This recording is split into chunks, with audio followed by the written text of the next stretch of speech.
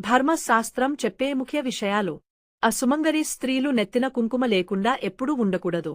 2 చేతులతో తల గీరుకోరాదు. అయినదానికి కానిదానికి ఎప్పుడు కంట నీరు పెట్టుకోరాదు. ఇది దారిద్ర్యమును తెచ్చిపెట్టును. ఒక ఆకులో వడ్డించిన దానిని తీసి మరియొక ఆకులో వడ్డించకూడదు. ఆ ఇంటికి వచ్చిన సుమంగళీ స్త్రీలకు పసుపు, కుంకుమ, తాంబూలాదులు విధిగా ఇచ్చి సత్కరించవలెను. గర్భిణీ స్త్రీలు నిమ్మకాయ కోసి టెంకాయ పగులకొట్టరాదు. గర్భిణీ స్త్రీలు గుమ్మడి కాయ కొట్టకూడదు. సూర్యోదయం పూర్వమే ఇంటి ముందు కల్లాపు చల్లి ముగ్గు వేయడం వలన లక్ష్మీ కటాక్షము కలుగును. ఇంటిలో ఈ పని చేయడానికి మనిషి ఉన్నా ఇంటి యజమానురాలు చేయడం వల్ల లక్ష్మీ లొగలిలోకి రావడానికి దోహదం చేస్తుంది. చేతితో ఎప్పుడు అన్నం, ఉప్పు, కూరలు వడ్డించకూడదు.